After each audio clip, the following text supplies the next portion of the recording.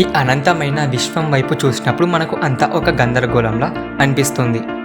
కానీ నిజానికి ఈ సృష్టిలో ఏది ఊరికే జరగదు. ప్రతి గ్రహం, ప్రతి నక్షత్రం ఒక ఖచ్చితమైన క్రమంలో, ఒక మ్యాథమెటికల్ ఆర్డర్లో కదులుతుంటాయి. మనం రోజువారీ గడియారంలో గంటలు, నిమిషాలు ఎలా అయితే లెక్క పెడతామో, ఈ విశ్వం మొత్తం నడవడానికి దేవుడు సృష్టించిన అతిపెద్ద క్యాలెండర్ ఒకటి ఉంది. దాన్ని మనం మహాయుగం అని పిలుస్తాము. ఒక మహాయుగం అంటే ఈ విశ్వం పుట్టి పెరిగి అంతరించిపోయే ఒక పూర్తి సైకిల్. మన ప్రాచీన హిందూ గ్రంథాల ప్రకారం ఒక మహాయుగాన్ని ఖచ్చితంగా 4 భాగాలుగా విభజించారు. అవి సత్యయుగం, త్రేతాయుగం, ద్వాపరయుగం మరియు మనం ఇప్పుడు బ్రతుకుతున్న ఈ కలియుగం. ఇక్కడ ఒక మైండ్ బ్లాక్ అయ్యే అతిపెద్ద ప్రశ్న పుడుతుంది. మనందరికీ 4 యుగాలు ఉన్నాయని తెలుసు, దాన్ని మనం నమ్ముతున్నాము. కానీ ఎప్పుడైనా ఇలా ఆలోచించారా? దేవుడు కాలాన్ని ఖచ్చితంగా 4 భాగాలుగానే ఎందుకు విడగొట్టాడు? కాలాన్ని 3 లేదా 5 యుగాలుగా ఎందుకు విభజించలేడు? ఈ 4 అనేది వాళ్ళు ఊరికి అనుకున్న ఒక సాధారణ నెంబరా, లేక ఈ సృష్టి రహస్యాలు దాగి ఉన్న ఒక పవర్ఫుల్ మ్యాథమెటికల్ కోడా? దేవుడు ఈ నెంబర్ 4ని ఎందుకు ఎంచుకున్నాడు? బహుశా సృష్టికర్త దృష్టిలో 4 అంటే సంపూర్ణత్వం మరియు పర్ఫెక్ట్ బ్యాలెన్స్కి నిదర్శనమా?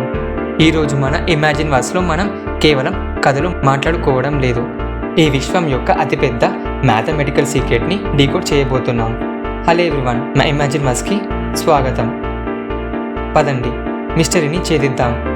యుగాల గురించి అసలు నిజం తెలుసుకోవాలంటే ముందుగా ఈ ప్రకృతికి నెంబర్ 4తో ఉన్న సంబంధాన్ని అర్థం చేసుకోవాలి. సనాతన ధర్మం 4 అంటే కంప్లీట్నెస్, అంటే సంపూర్ణత్వం మరియు స్థిరత్వం. ఒక టేబుల్ని మనం ఊహించుకుందాం. దానికి 3 కాళ్ళు ఉంటే అది నిలబడుతుంది, కానీ దానిపైన ఏదైనా బరువు పెడితే అది కింద పడిపోతుంది. అది 5 కాళ్ళు ఉంటే అది దాని సిమెట్రీని దెబ్బతీస్తుంది, కానీ 4 కాళ్ళు ఉంటే అది పర్ఫెక్ట్ బ్యాలెన్స్ని ఇస్తుంది. ఈ విశ్వానికి కూడా కావాల్సింది ఒక ఖచ్చితమైన పర్ఫెక్ట్ బ్యాలెన్సే. నెంబర్ 3 అనేది పవర్ఫుల్గానే ఉంటుంది, కానీ దానికి స్టెబిలిటీ ఉండదు. నెంబర్ 5 అనేది సిమెట్రీని దెబ్బతీస్తుంది, కానీ నెంబర్ 4 ఒక పర్ఫెక్ట్ పునాది. అందుకే దేవుడు ఈ విశ్వాన్ని డిజైన్ చేసినప్పుడు ప్రతి దాంట్లో నెంబర్ 4ని ఒక యూనివర్సల్ కోడ్లా ఫిక్స్ చేశాడు. భూమిని బ్యాలెన్స్ చేయడానికి కూడా 4 దిక్కులు, తూర్పు, పడమర, ఉత్తరం మరియు దక్షిణంని ఏర్పాటు చేశాడు. ప్రకృతి సైకిల్ని నడపడానికి కూడా 4 ఋతువులను సృష్టించాడు. ప్రకృతి వసంతకాలంలో ప్రాణం పోసుకొని చలికాలంలో అంతరించి మళ్ళీ కొత్తగా మొదలు అవ్వడానికి ఈ 4 ఋతువులే కారణం. మన జ్ఞానానికి మూలం కూడా ఈ 4 వేదాలే: ఋగ్వేదం, యజుర్వేదం, సామవేదం మరియు అథర్వ వేదం. మన సనాతన ధర్మంలో ఈ నెంబర్ 4కి చాలా ప్రాముఖ్యత ఉంది. దేవుడు కేవలం విశ్వానికి కాదు, ఇదే రూల్ని మనిషి శరీరానికి, జీవితానికి కూడా అప్లై చేశాడు. మన హిందూ ధర్మంలో మనిషి జీవితాన్ని ఖచ్చితంగా 4 ఆశ్రమాలుగా విభజించారు. మొదటిది బ్రహ్మచర్యం, అంటే ఈ వయసులో మనం విద్య నేర్చుకుంటాం. రెండవది గృహస్థశ్రమం, అంటే ఈ వయసులో మనం కుటుంబ బాధ్యతలు ఎత్తుకుంటాం. మూడవది వనప్రస్థం, అంటే బాధ్యతలు వదిలి ఆధ్యాత్మికత వైపు వెళ్ళడం. మరియు చివరిది 4వది సన్యాసం, దేవుడిలో ఐక్యం కావడం. ఈ 4 దశలు దాటితేనే ఒక మనిషి జీవితం పరిపూర్ణం అవుతుంది. ఒకసారి మనం లాజిక్ని ఆలోచిద్దాం. విశ్వానికి 4 దిక్కులు ఉన్నాయి, ప్రకృతికి 4 ఋతువులు ఉన్నాయి. మరి ఈ మూడింటిని నడిపించే కాలానికి ఎన్ని దశలు ఉండాలి?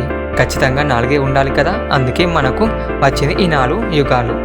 అందుకే కాలచక్రాన్ని డిజైన్ చేసినప్పుడు కూడా ఈ రూల్ ఆఫ్ 4నే వాడారు. మన పురాణాలలో ఈ స్థిరత్వాన్ని ధర్మ వృషభం లేదా ధర్మం అనే ఎద్దుతో పోల్చారు. ఒక్కో యుగం గడిచే కొద్దీ ధర్మం అనే ఎద్దు తన ఒక్కో కాలుని కోల్పోతూ వస్తుంది. అంటే ఇక్కడ ధర్మం అనేది తగ్గిపోతూ వస్తుంది. ఇక్కడే అసలైన మిస్టరీ మొదలవుతుంది. ఈ 4 యుగాలు ఒకే టైం లిమిట్తో సమానంగా ఉండవు. దేవుడు వీటికి ఒక పర్ఫెక్ట్ 4:3:2:1 రేషియోని సెట్ చేశాడు. ఎలాగైతే కొండపై నుంచి కిందికి వచ్చేటప్పుడు హైట్ తగ్గుతూ వస్తుందో, ఈ యుగాల వయసు కూడా అలాగే తగ్గుతూ వస్తుంది. ఉదాహరణకు ఇప్పుడు మనం ఉన్న కలియుగం అన్నిటికంటే చాలా చిన్నది. దీని కాల పరిమితి 4,32,000 సంవత్సరాలు. దీన్ని మనం బేస్ పాయింట్ 1గా తీసుకుందాం. ఇప్పుడు ఈ నెంబర్ని డబుల్ అంటే 2తో మల్టిప్లై చేస్తే 8,64,000 సంవత్సరాలు వస్తుంది. సరిగా ఇదే మన ద్వాపరయుగం యొక్క వయసు.